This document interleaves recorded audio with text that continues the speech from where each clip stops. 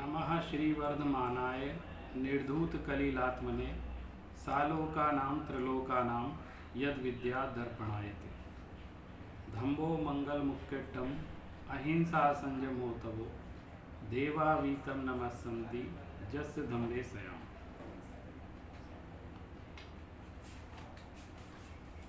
मेरी आवाज़ ठीक से आ रही है?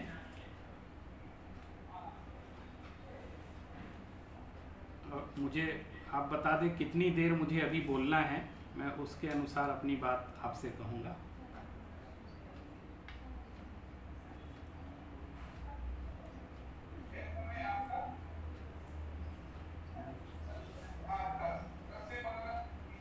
ठीक, आज के इस सत्र में, इस संगोष्ठी में हम सभी को मंगल आशीष प्रदान करने वाले आचार्य मुनिश्री अमित सागर महाराज जी, इस संगोष्ठी के सम्मानीय अध्यक्ष प्रोफेसर कुलपति professor IV Trivedi ji, professor CR सुधार जी, प्रोफेसर प्रदीप त्रिखा जी, प्रोफेसर SK कटारिया जी, प्रोफेसर नीरज शर्मा जी, और जिनको यह व्याख्यान माला समर्पित की जा रही है, ऐसे हम सभी के वरिष्ठ आचार्य प्रोफेसर प्रेम सुमन जैन जी तथा इस विभाग के पूर्व अध्यक्ष प्रोफेसर उदय चंद जी, प्रोफेसर हुकुम चंद जी एवं प्रोफेसर जिनेन्द्र जी, तथा इस संगोष्ठी के वर्तमान, इस जैन विद्या विभाग के वर्तमान अध्यक्ष डॉक्टर ज्योति बाबू जी एवं संगोष्ठी के संयोजक डॉक्टर सुमत जी, ऑनलाइन माध्यम से जुड़े हुए हमारे सभी वरिष्ठ और विद्वद्गण तथा यहाँ उपस्थित सभी विद्यार्थी एवं श्रोतागण, आज की ये संगोष्ठी एक बहुत महत्वपूर्ण विषय को लेकर के प्रारंभ की गई है और मुझे प्रसन्नता है कि हमारे युवा साथी, युवा विद्वान डॉक्टर ज्योति बाबू जी ने एक अनूठा प्रयोग प्रारंभ किया है कि इस माध्यम से प्रत्येक मास वे एक व्याख्यान का आयोजन यहाँ पर विभाग के माध्यम से करेंगे और विषय भी बहुत आज के हिसाब से रखा गया है, जैन विद्या एवं प्राकृत की समसामयिकता। यह विषय बड़ा ज्वलंत विषय है और निश्चित रूप से हम सभी से प्रश्न किया जाता है कि जब आप दर्शन का विषय पढ़ा रहे हैं, आप भाषा पढ़ा रहे हैं, तो आपके अंदर भाषा के माध्यम से, प्राचीन दर्शन के माध्यम से वर्तमान युग की समस्याओं का समाधान आप किस प्रकार प्राप्त करते हैं?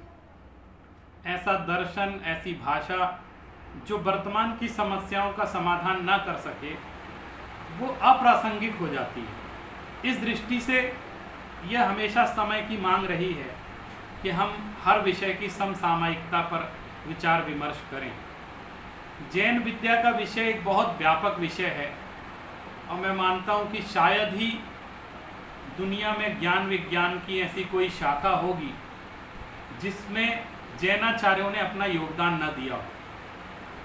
आप अगर ज्योतिष के क्षेत्र में जाएं, आप वास्तुशास्त्र के क्षेत्र में जाएं, आप भौतिक विज्ञान की बात करें, आप वनस्पति विज्ञान की बात करें, आप किसी भी क्षेत्र में चले जाएं, निश्चित रूप से आपको जैन साहित्य में उस ज्ञान विज्ञान की एक प्रचुर सामग्री आपको प्राप्त हो जाती है। यह जैन विद्या की बहुत बड़ी व्यापकता है कि जैन विद्या सिर्फ दर्शन तक ही सीमित नहीं है, वहाँ कला भी है, पुरातत्व भी है, संगीत भी है, अन्य अन्य अनेक विद्याएं, अनेक विज्ञान इस जैन विद्या के अंदर समाहित हो जाते हैं। बड़ी प्रसन्नता का विषय है कि मोहनलाल सुखाड़िया विश्वविद्यालय जैन विद्या एवं प्राकृत विभाग के माध्यम से इन विद्याओं के संरक्षण और संवर्धन के लिए लगातार प्रयासरत है। और अभी जो चर्चा चली कि यहाँ पर एक अंतर्राष्ट्रीय केंद्र की भी स्थापना की जानी है, ताकि जैन विद्या और प्राकृत के क्षेत्र में जो अन्य पांडुलिपियाँ हैं और अभी तक अज्ञात सामग्री जो है, जो सामने नहीं आ सकी है, उस पर भी शोध कार्य हो सके, वह भी सामने आ सके। मैं आज आपके सामने कुछ चर्चा इस तरह की करना चाहता हूँ कि जैन विद्या ने आखिर हमारे जीवन को किस तरह से सुधारा है। जैन विद्या पढ़ करके या जैन सिद्धांतों को समझ करके हम अपने जीवन को किस तरह से ठीक कर सकते हैं। आज व्यक्तित्व विकास की बहुत बात चलती है। अगर मैं मानता हूँ जैन सिद्धांतों को अपनाया जाए और उसकी सही समझ विकसित की जाए तो हम अपने व्यक्तित्व का बहुत अच्छा विकास कर सकते हैं। और आज समसामयिक संदर्भों में आप देखें तो बहुत इस बात पर विचार चल रहा है कि हमारा चिंतन एकांगी हो गया है, हम अपने आचरण को ठीक से संपादित नहीं कर पा रहे हैं। तो मैं कुछ सिद्धांतों की चर्चा आपके सामने यहाँ संक्षेप में करना चाहता हूँ, क्योंकि समय नहीं है। आप ये विचार करें, देखिए जैन विद्या ने, जैन दर्शन ने, जिसका संपूर्ण मूल आगम प्राकृत भाषा में निबद्ध है, हम कह सकते हैं भगवान महावीर की जो मूल भाषा थी जिसमें उन्होंने अपना तत्व ज्ञान पूरे विश्व को प्रदान किया आगमों के माध्यम से, वो प्राकृत भाषा के माध्यम से किया था। सबसे बड़ा जीवन का सूत्र हमारे जैन विद्या, जैन दर्शन में दिया गया है, वो है अहिंसा। उसके बाद अनेकांत सिद्धांत की बात कही गई, स्यादवाद सिद्धांत की बात कही गई और अपरिग्रह सिद्धांत की बात कही गई। इन सिद्धांतों को अगर हम जीवन में अपनाएं तो किस तरह अपनाया जा सकता है। जब अहिंसा की चर्चा होती है तो ये कहा जाता है कि आचरण में अहिंसा होनी चाहिए और हमारे विचारों में अनेकांत होना चाहिए। इसी तरह हमारी वाणी में स्यादवाद होना चाहिए और हमारे जीवन में अपरिग्रह होना चाहिए। ये किस तरह संपादित होता है, इस पर कुछ मैं आपके सामने कुछ बिंदु प्रस्तुत करना चाहता हूँ। जब हम आचरण में अहिंसा की बात कहते हैं तो जैन दर्शन बहुत सूक्ष्म चर्चा करता है। वो ये कहता है कि जीव बहो अप बहो। प्राकृत का सूत्र है कि जिस तरह जीव का यदि वध होता है तो आप ये मान लीजिए कि यह आत्मा का वध हो रहा है। अब यहाँ आत्मा के वध से क्या तात्पर्य है? आत्मा का तो कभी वध होता नहीं है, आत्मा तो शाश्वत है। लेकिन आचार्य ये कहना चाह रहे हैं यदि आप किसी दूसरे प्राणी को सता रहे हो तो दरअसल तुम खुद को सता रहे हो, तुम खुद को परेशान कर रहे हो, खुद को दुखी कर रहे हो। और जिस दिन ये सिद्धांत हमारी समझ में आ जाएगा कि दूसरे को दुखी करने का अर्थ है खुद को दुखी करना, दूसरे को मारने का अर्थ है खुद को मारना, उस दिन व्यक्ति अहिंसा के सिद्धांत को भली भांति समझ सकता है। बहुत अच्छा सूत्र समण सूत्र में आता है कि जह तेड़ा पियम दुखम जानिए एमेव सब जीवाण। एकमात्र व्यवहारिक दृष्टि से देखें तो अहिंसा का सबसे बड़ा सूत्र ये है कि जब तुमको स्वयं दुख प्रिय नहीं है तब तुम ये समझो कि इसी तरह दूसरे जीवों को भी दुख प्रिय नहीं है। जो व्यवहार तुम अपने लिए नहीं चाहते वो व्यवहार तुम दूसरे के लिए भी मत। ये बहुत बड़ा संदेश था। आज अगर इस संदेश को मुख्य सूत्र के रूप में प्रस्तुत किया जाए और पूरे विश्व के समक्ष इस बात को समझाया जाए कि चारों तरफ जब हिंसा का नंगा नृत्य हो रहा है, चारों तरफ अराजकता का वातावरण है, तब इस बात पर विचार करना पड़ेगा कि हम स्वयं को दुखी कर रहे हैं, हम दूसरे को दुखी नहीं कर रहे। अभी पूज्य श्री ने पर्यावरण की चर्चा की। बिना अहिंसा के सिद्धांत समझे हम पर्यावरण का संरक्षण भी नहीं कर सकते। इसके बाद दूसरा सिद्धांत आता है अनेकांत का।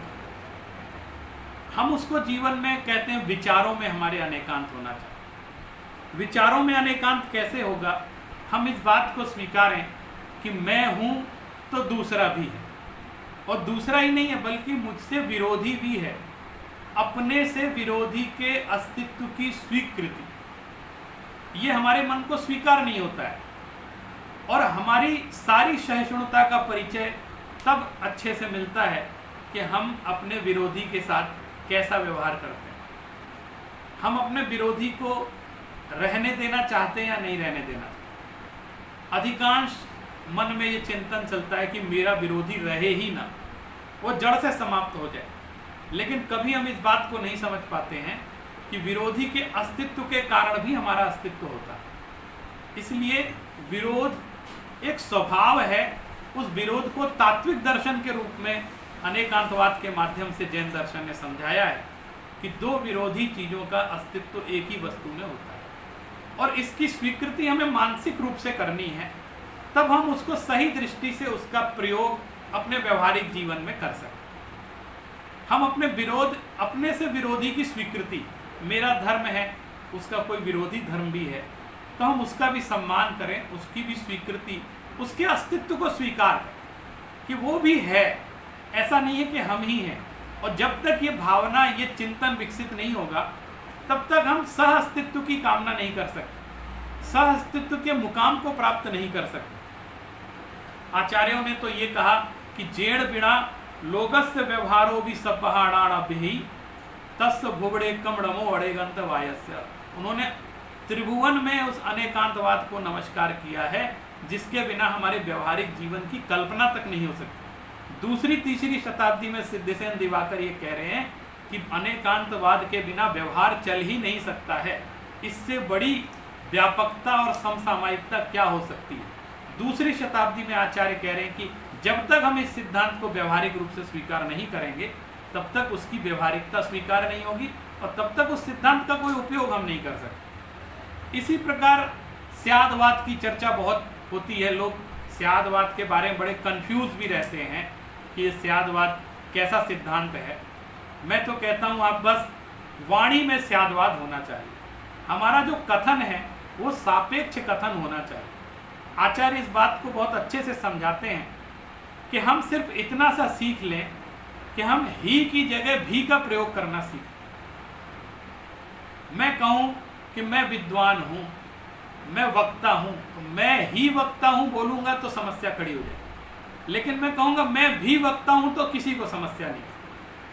हर जगह हर स्थान पर ये जो अहंकार चलता है कि मैं ही सब कुछ हूँ, तो वो अपनी वाणी में अभिव्यक्त हो जाता है।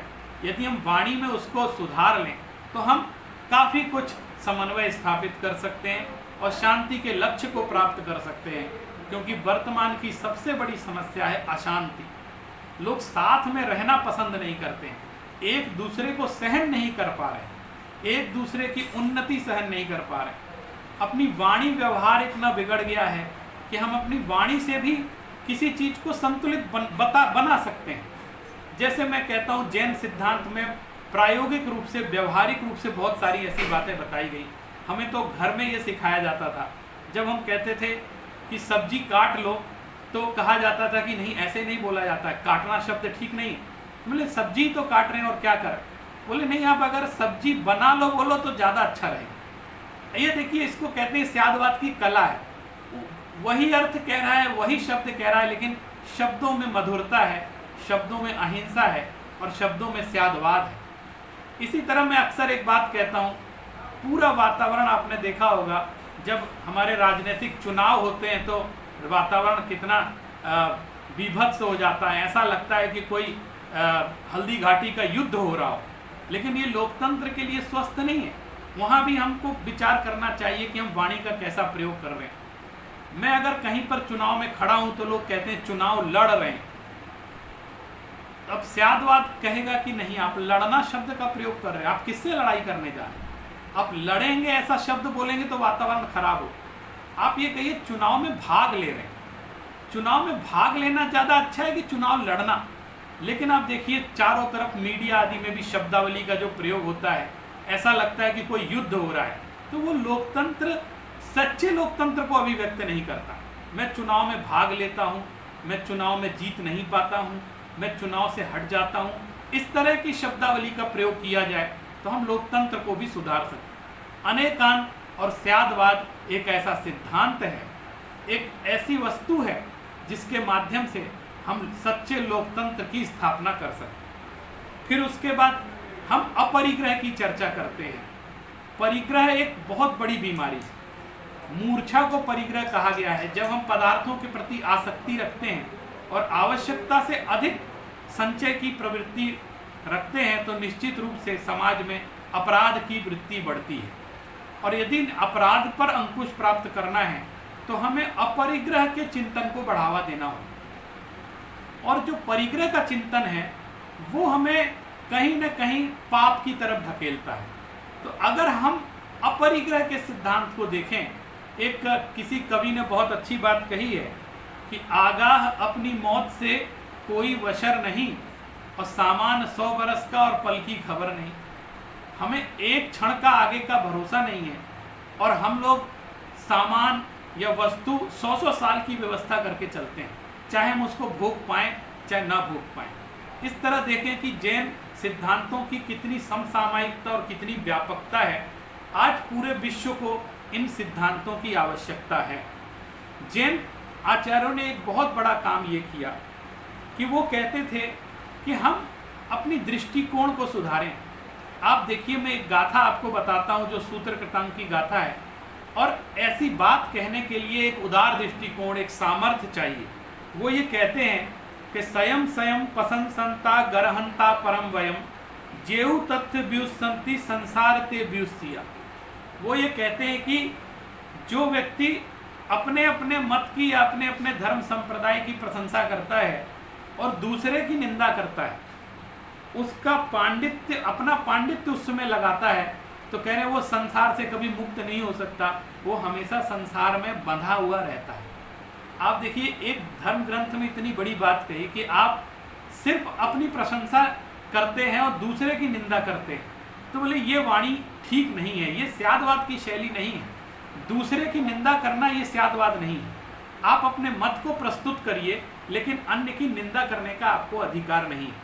अगर आपका पांडित्य सिर्फ इसी बात में लगता है कि मैं दूसरे को कैसे पीछे ढकेलूं या दूसरे को कैसे गिराऊं, तो ये निश्चित रूप से आपको संसार ही बंधन का कारण बनेगा। दूसरों को सम्मान की प्रवृत्ति से देखने की कला हमारे आचार्य सिखाते हैं। आचार्य अकलंक देव ने अपने ग्रंथ में कहा है, वो कहते हैं मैं शुद्धात्मा की वंदना करता हूँ। तम वंदे साधु वंद्यम सकल गुण निधिम ध्वस्त दोष द्विषंतम बुद्धम वा वर्धमानम शतदल निलयम केशवम वा शिवम वा। वो कहते हैं देखो, मैं गुणों की आराधना करता हूँ, मैं गुणी की आराधना करता हूँ जो दोष से रहित है और जो सज्जनों के द्वारा पूजनीय है। फिर भले ही वही मेरा बुद्ध है, वही मेरा महावीर है, वही ब्रह्मा है, वही विष्णु है, वही शिव है, मुझे इससे कोई मतलब नहीं। ये उदारता जैन दर्शन सिखलाता है। वो कहता है कि आप गुणों की आराधना करिए, व्यक्ति की आराधना मत करिए। तो गुणों की आराधना की प्रधानता जैन धर्म में रमों का